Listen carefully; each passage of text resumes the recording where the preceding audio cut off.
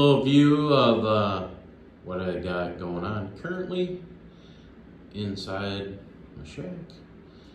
I'm got pretty much all the plastic ripped off of the walls. I do have a couple back here that are a little fun and are not very fun to peel off. So they're still on there, but anyway, I'm making my way, getting it all peeled off. I got all the navigation and running lights, whatever you want to call them, on there. Also have my spotlights. I got big LED spotlights on the outside. You guys will see at some point coming up. Kind of made my own grommets. Never really liked the way grommets are in the past. They're kind of a pain if you don't have, just like a single panel, where this, is insulated in the middle, so they don't fit super well. So what I did is I made my own. I 3D printed these out of a flexible material. It's called TPU, and it's really dang strong. Yet it's supple enough to fit in the hole and snap in there pretty nice, and hopefully protect the wire.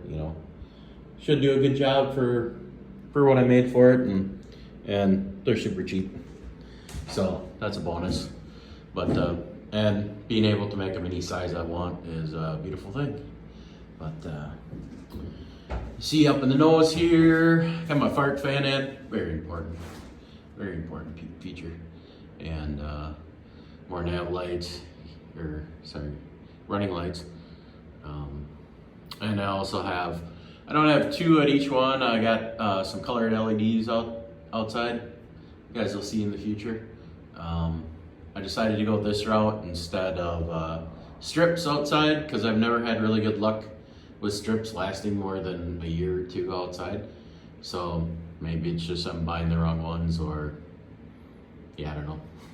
But I'm tired of them failing on me and having to fix them. So I figured these should hold up, and if not, they're way easier to replace than a strip. You just pop them out. They're in like a rubber grommet, and then away you go. So I do have a little bit of insulating in some of the seams to do yet. Got most of them pretty well filled in, probably, or as full as I'm gonna bother to try and get it. And you can see what I got. This is my temporary lighting. Little LED strip works pretty good, but it does kind of highlight kind of what I got going on here. I made my own wire chases, so hopefully I can fit all my wires up through all these wire chases. So I got them going all the way around my shack. A few different colored filaments that I ended up using just because I ran short of one color, or multiple colors, whatever the case may be. Really doesn't matter. One of the cool things what these are is, if you can see right in the middle there, I actually have an embedded nut in there, lock nut, and I can actually, when I'm all done here, I will have a filler strip that will go in the corner, and I'll be able to screw it in on every single one of those. So I'll be able to pull the panel down, gain access to an area, and I'll be able to drop a wire straight down. So theoretically, I should be able to add whatever I want in the future. So if I want to add a light outside, if I want to, well, that might be a little harder because I'd have to pull off my tongue and groove, but if I want to outlet somewhere that I didn't have previously, not really a problem. Wire it from the source, wire it in between the bay, and drop it down. So that is the plan. Currently got a bunch of strips here, ripped plywood strips, and I'm going to be putting them on the wall like so, and they'll actually be down, but I'm just trying to figure out where I want that spacing, and I got a few things that's going to interrupt that. Like my lift bed is going to be basically spanning this window. So a little bit different spacing there, and then I'm also probably not putting it in the back of the cabinets. So I'll give you guys a little bit view here. So about right there will be the start of my upper cabinet, which will travel all the way down to the V, and about right there all the way across the V in the top will be like a loft, I call it, and that will be a storage area above. So I'm probably not doing strips all in that area, all along here,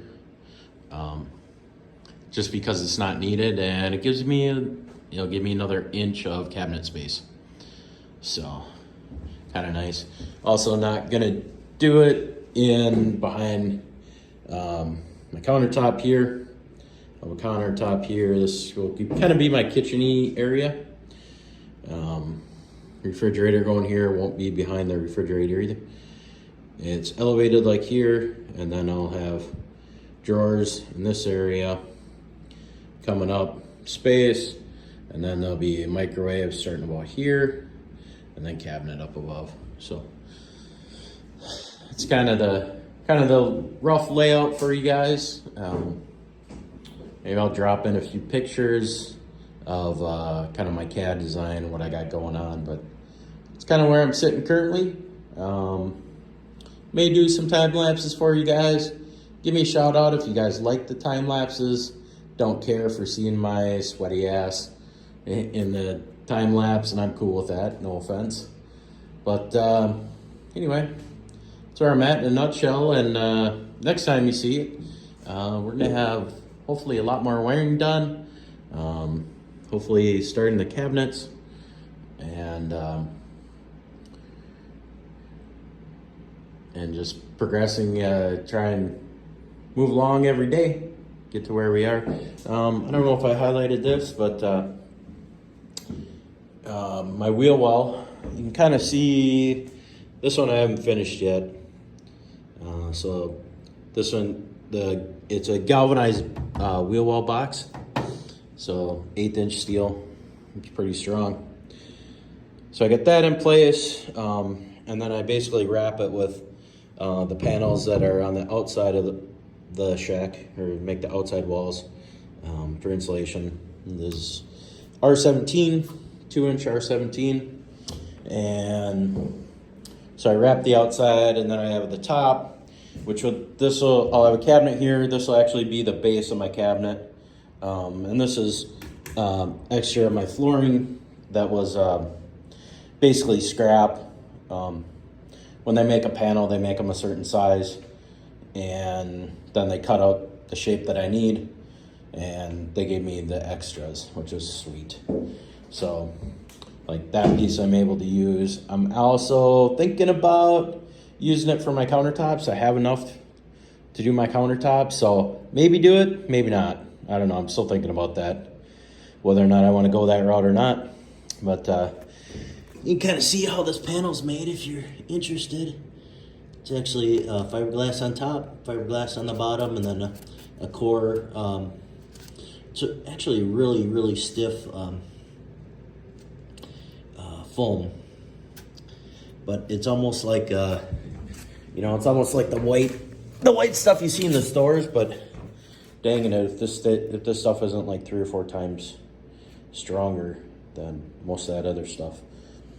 It's pretty amazing how strong these floor panels are.